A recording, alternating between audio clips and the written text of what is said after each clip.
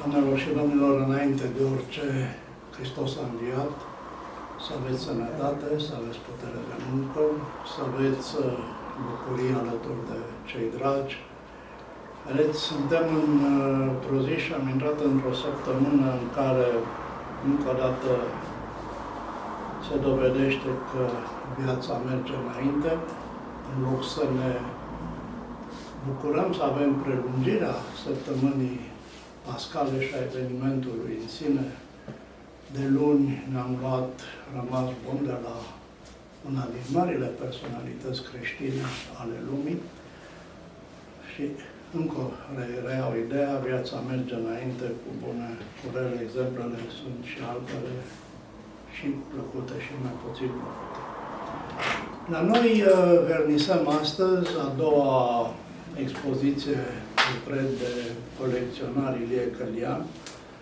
Este o prelungire a ceea ce a fost expoziția deschisă la Fundația Cosman, o expoziție amplă cu 60 de lucrări, o expoziție care, exact ca și aceasta, a cuprins artiști din 3 perioade, din 3 generații, și am hotărât și am ales ca o primă schimbare și era chiar necesară. Aveți la intrare tabloul lui Ilie Călian dintr-o perioadă a tinereții sale, iar pentru prezenta expoziție am ales Ilie Călian la aniversarea numărului 2000 din cotidianul Făclia, 2 vârste la 2 capete de pod, dacă vreți, exponențiale,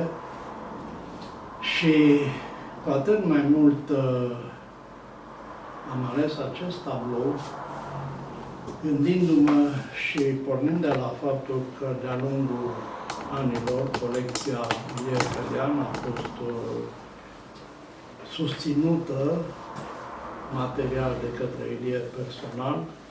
El a fost cel care a ales lucrările, el le-a cumpărat, practic, a dat o mână de ajutor artiștilor, dincolo de promovarea lor prin avancronici și cronici de specialitate, în Tribuna și în Făclia în mod special. I-a ajutat și achiziționând foarte multe lucrări, colecția este numeroasă.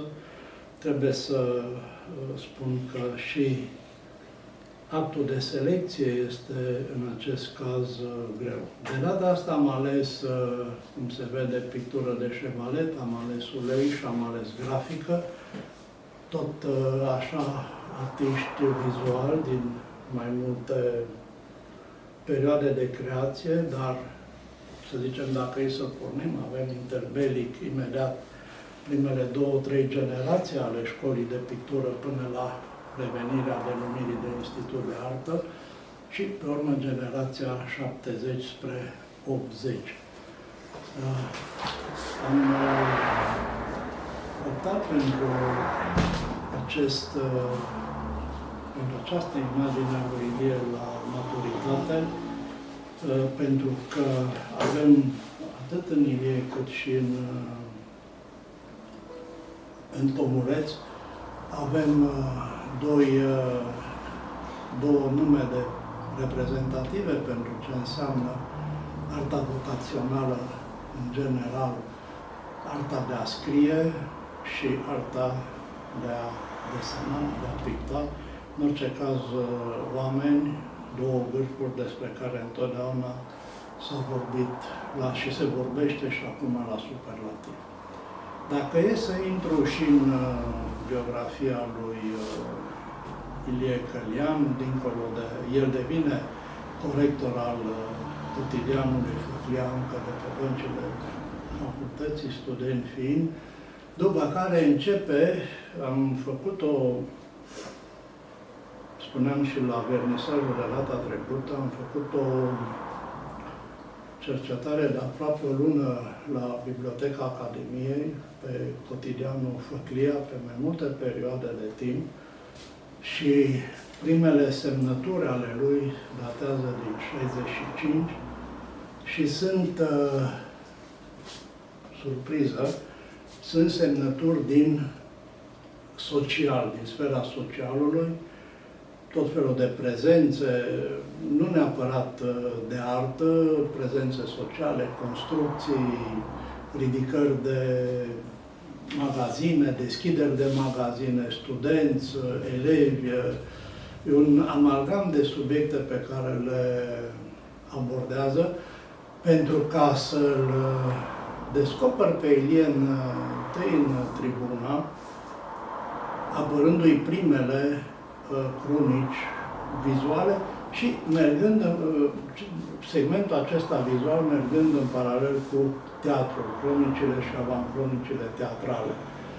După 75 se structurează și în cadrul făcliei domeniile, departamentele. Ilie devine șeful departamentului Arte-Cultură, îl duce până în 90, când știm schimbarea, și devine redactorul șef al casei și directorul casei de editură în Apoca. Ideea este că rămâne cantonat în în cele două mari domenii, cel vizual și cel teatral, al treilea fiind cel de natură muzicală. A scris și cronici muzicale, le-a scris și la tribună, l-am găsit. În general, anual, pe lună, dacă vreți, așa, cel puțin, sau săptămânal, o cronică de artă plastică, artă vizuală, cum se spune în nou, una de teatru, deci cam ar fi 8-10 pe lună, calculați în timp câte cronici vizuale, câte cronici teatrale s-au strâns, câte muzicale, acolo cred că undeva la 60-70 pe 30 de ani aproape. După 90, restructurându-se și venind oameni noi, normal, Ilie își îndreaptă atenția doar spre segmentele social-politic, pe urmă rămâne acolo doar în politic, prin editorialele pe care le semnează singur, săptămâna, zi de zi, săptămâni întregi, luni întregi, ani întregi, ultimii 7-8 ani, fiind dedicați doar editorialului politic. Expoziția de față, spuneam, este iarăși față de cealaltă, este nouă. Am notat față de cea de la Fundația Cosman, doar pe lucrări, pentru lucrări noi, mai puțin cunoscute, mai puțin văzute, și chiar fac o paranteză, a fost și pentru mine o surpriză să văd, de exemplu, și toți, și Carmen și domnul Mateescu, știm foarte bine, Mircea Vremir a fost un colorit și, de fapt, a fost un peisagist de forță, de tot. E, iată că l-avem de data asta cu grafică, foarte puțină lume știe această aplecare asupra grafice, asupra desenului. Se știe în același timp că cine are desen, acela este pictor, are culoare, are, practic, avantaje multiple în domeniul pe care îl practică. A fost una din marile și plăcutele surprize. De asemenea, mi-a fost dat să fie o surpriză Tomuleț. Tomuleț îl știm din florile, multe, pictură de șevalet pe care le are. Dacă mergeți la târgurile de antichitate, îl găsiți tot cu pictură de șevalet, flori, din când în când cât un peisaj. Ei, datorită doamnei Sanda și datorită celor de la, și doamnei Rodica, pe care am găzduit-o la un moment dat aici cu expoziție Tomuleț, am descoperit ceea ce puțină lume știa. Trebuia să bănuim grafica alta decât portretul, alta decât grafica de eveniment, gen sărbătorile de Paște, de Crăciun. Deci un alt Tomuleț, foarte nou pentru foarte multă lume.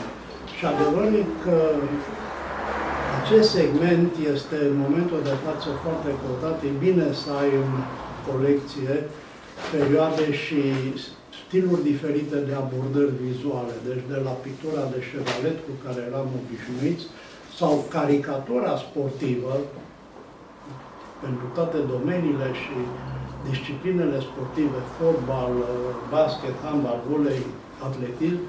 Iată că Tomuleț trece și avem în Tomulețul grafician un peisagist al Clujului în special,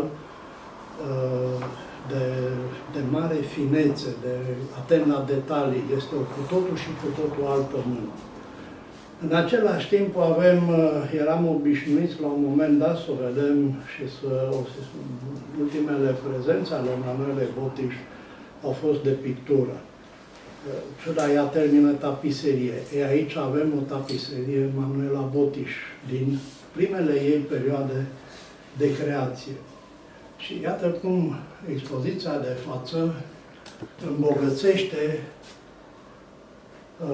colecția, o face frumoasă, îi dă trăinicie și, sincer să vă spun, fiecare lucrare în sine merită să onoreze orice altă colecție sau poate constitui un început pentru o colecție a cuiva acasă.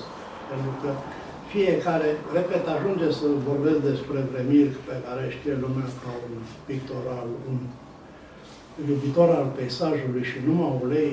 Știm foarte bine, Vremir a pictat numai și numai ulei.